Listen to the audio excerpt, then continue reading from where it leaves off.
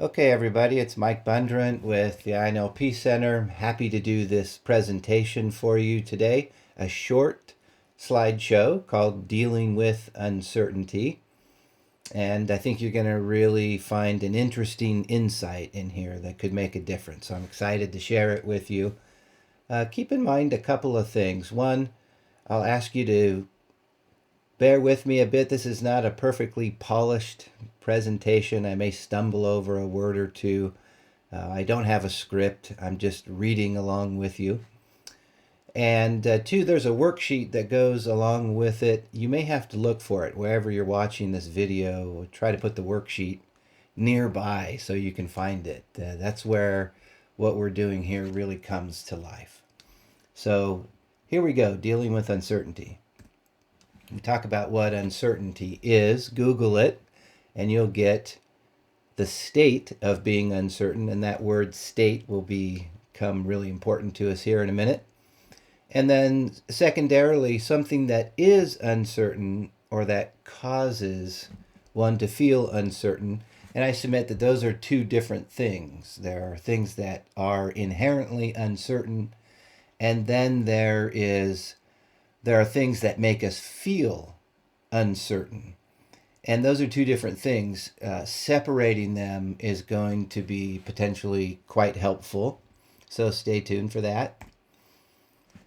So if we talk about uncertainty as a state versus something that is just simply uncertain, we could call that a fact. Something that is uncertain is a fact. Do facts cause uncertainty? Well, if uncertainty is a state, that is an internal state. It's something that's happening within us.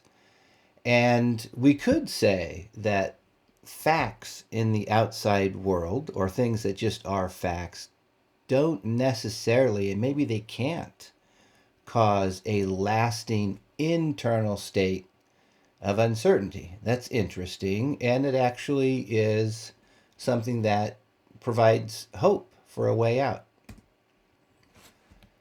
So let's talk about facts. Facts are verifiable or observable. States are interpretations of facts. A state of uncertainty is just an interpretation of some fact. It's an inner experience based on an observation. So we might observe by looking at statistics that there are a certain number of automobile incidents, car crashes, every year or every day. And that's just a fact. It happens. It can be, we can look for the evidence, we can find it, how many ever been reported, and so forth, and get pretty close to something that we could call a fact. A state of uncertainty, or the inner state that goes along with that, would be the interpretation. And there's so many different ways that we could interpret the facts because X number of car crashes happen every day. Well, I'm going to get in a car crash. I mean, there are people who interpret it that way and therefore are afraid to drive. We could also interpret it as there's no way I'm going to get in a car crash because I'm a great driver and look at those facts. There's not very many of them, and the people, blah, blah, blah, blah, blah, don't know how to drive, and we could go the opposite way. We could go somewhere in between and saying, well, there are relatively few. If I'm careful, I'm quite likely to avoid a car crash on any given day. So we can interpret these facts in so many different ways. Maybe you lose your job, you get laid off. That's a fact. How do we interpret that fact? Well, I'm the unluckiest person on earth. Or, I guess life is giving me a new opportunity. So many different ways to interpret the facts. So we could say that while we maybe can't avoid interpreting everything around us, that if we become aware of the difference between a fact and our interpretation of the fact, we begin to have some choice, or we could begin to have some choice about how we interpret it, and that might have a lot to do with whether or not we live in a state of certainty or uncertainty, or somewhere in between. So we got a complication now because the brain, according to research, processes beliefs and facts through the same network. It has a hard time distinguishing between the two, and this is why there's research on this. You can look it up. This is why you can stare facts in the face and deny them. The truth is quite malleable to the brain.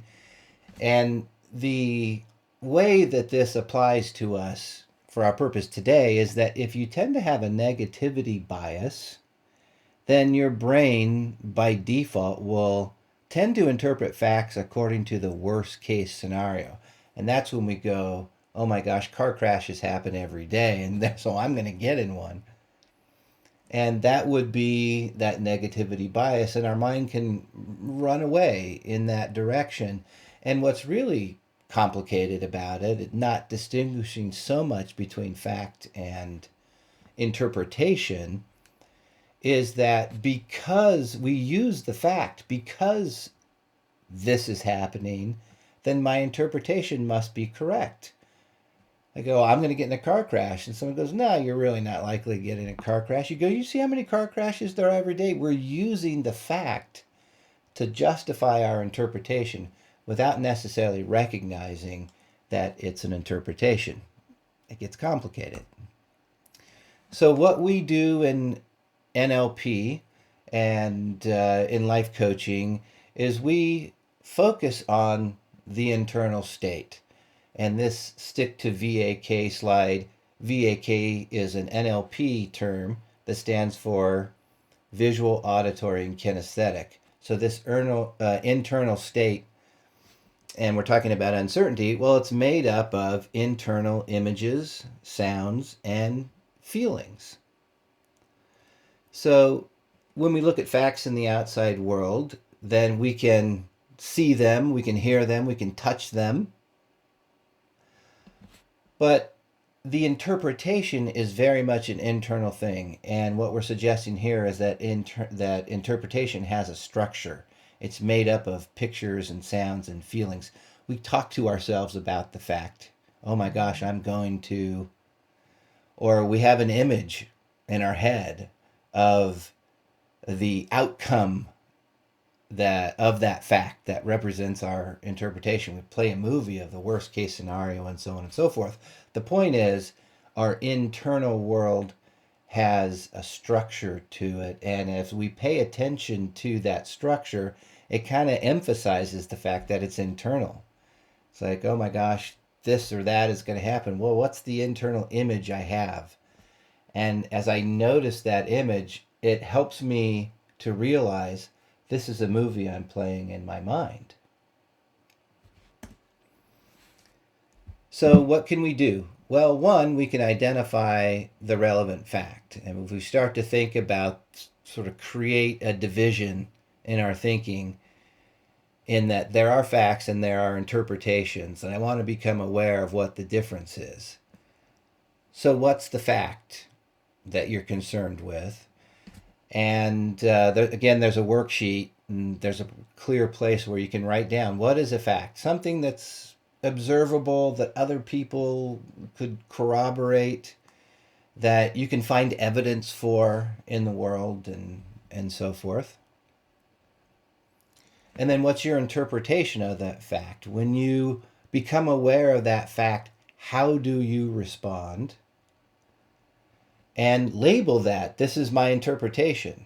Because as soon as you realize it's your interpretation and not the fact itself, you start to have a sense of choice. So then you can brainstorm alternative interpretations that would be appropriate. In other words, I wouldn't go, oh my gosh, there's these car crashes and I'm going to get in one. I wouldn't reinterpret that as, well, there are car crashes, but I'm never going to get in one because I'm the greatest driver in the world. I wouldn't necessarily go there. But what is an appropriate interpretation that doesn't deny the fact and still is reasonable and still will lead you to take precautions and so on and so forth. All the while giving you less internal uncertainty. So use the worksheet and start to identify and segregate fact from interpretation. And as you start to identify the facts in your interpretations, brainstorm alternative interpretations, and you may find that as you brainstorm the alternative interpretations that your thinking starts to loosen up a little bit. And if you're NLP trained, then you can dive into actually altering the internal images, the internal self-talk, which affect your internal feelings. You can start to alter those, replace them with different imagery, and so on and so forth, and really begin to restructure your internal thinking and drive these alternative interpretations that are reasonable and lead to much less uncertainty and give you more choices. You start to drive these home and make them your own. And that's the presentation for today. Hope you enjoyed it. Enjoy the worksheet, and we would love to hear from you how it's going.